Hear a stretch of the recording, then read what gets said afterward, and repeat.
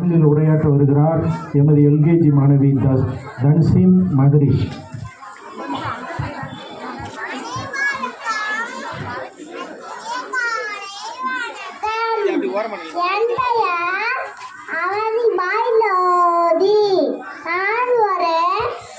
சுதந்திர போராட்ட வீரர் மற்றும் மத்திய பிரதேசத்தில் உள்ள ராம்கோர் அணி 1857 இந்திய கிளர்ச்சியின் போது